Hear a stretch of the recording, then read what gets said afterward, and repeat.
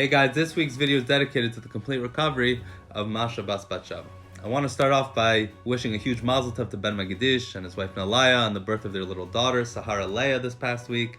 May you have lots and lots of nachas with health and happiness, and we should only share happy news together. A reminder, a week from tonight is Pesach. I know it's crazy, but that's how it is. So they say don't pass over Passover. If you haven't signed up for the Seder yet, you still need a Seder to go box. Please sign up as soon as possible. And we can't wait to see everybody next week. You know, with all the craziness that's been going on, there was a news article that was showing pictures of Berlin during the Cold War. And between East and West Berlin. And it was the picture, and what was crazy was showing how for a long time there was apartments right along, the border, where you can be in East Berlin and live under one regime and look out your window and literally see freedom right there, right outside your window, and you can experience it. It's like a crazy, I don't think there's ever such a thing where it's not like a big border or anything. You literally look out your window and there is freedom. There is a whole new reality right outside your window, but you're living in a totally different reality. It's a crazy idea.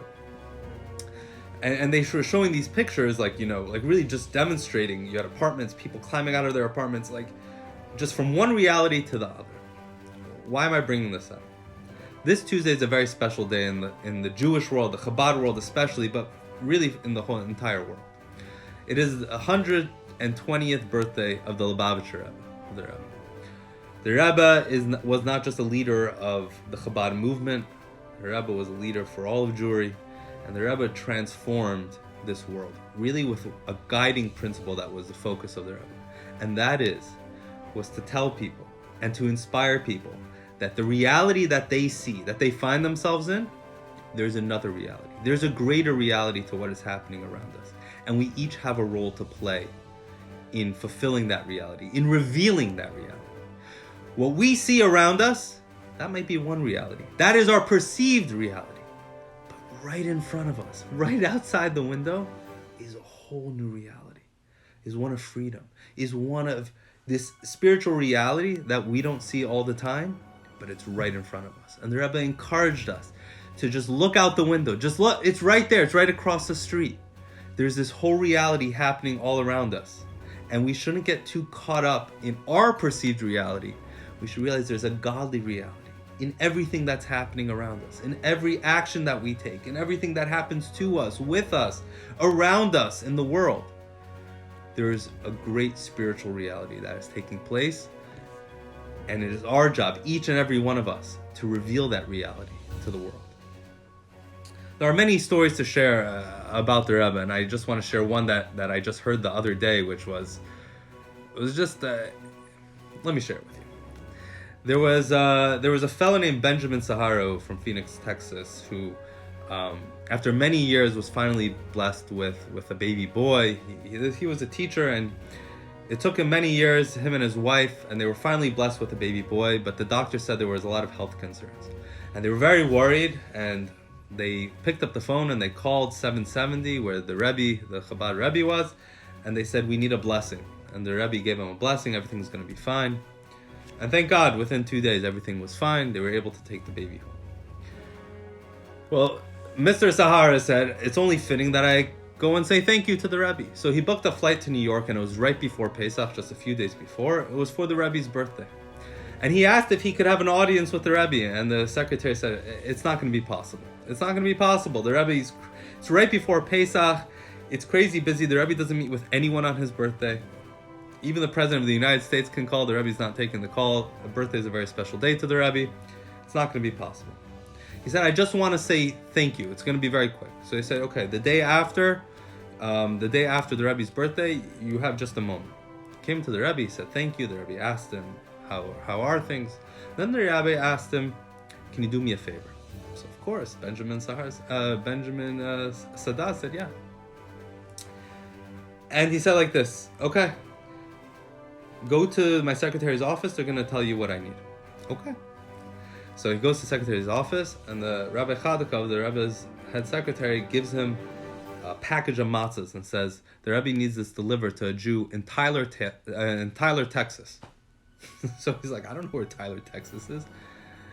Well, where is that? He says, it's somewhere in Texas. The guy says, I know, but I have a direct flight to Arizona. Like, how am I supposed to get to Tyler, Texas? I don't even know where it is. It's not like I have a stopover in Texas. So the secretary says, do you want me to tell the Rebbe that you can't do it? So he says, no, I'll figure it out.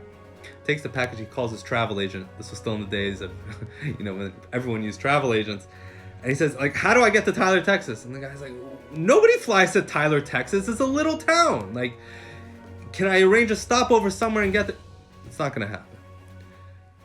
Even if you fly somewhere and try to drive, it's 2 days before Pesach, you're not going to get home in time for Passover. And he was like, what, not to be home with his family for Passover? That wasn't going to happen. So unfortunately, he says, okay, I can't do it. So he gets on the flight to Arizona. And he falls asleep on the flight. When he wakes up, they're making an emergency landing. Guess where? Tyler, Texas. He's like, I don't know what's going on. This is crazy. They say, okay, everybody, we have a maintenance issue. We're going to get off the airplane into this tiny little terminal until we fix the issue, and then we're going to continue on to Arizona. So he's like, this is Tyler, Texas. He immediately takes the package of matzah with him. He still has no idea what's going on. He's in shock. He just woke up. He comes into the terminal. And he's standing there, like, he doesn't know what to do. Suddenly gets a tap on his shoulder. He turns around, it's a young couple. They say, do you have a package for us from the Rebbe from New York? And he just, like, holds the package. Yeah. And they just take it, and they say, thank you. And they walk off. He's in complete shock. He has no idea what just happened. He didn't have a chance to ask them, what's your story? Like, how did you know I was going to be here? Like, nothing. And he gets back on the plane. He continues on his journey. This is the story. I heard this story the other day, and I was just like, the way he tells it over, he says, like, the Rebbe gave me a mission.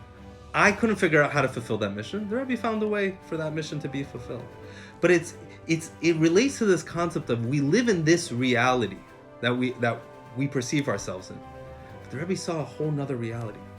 He saw it right outside his window, and the Rebbe tried encouraging us, just look outside, you can see it too. Shabbat shalom, take care.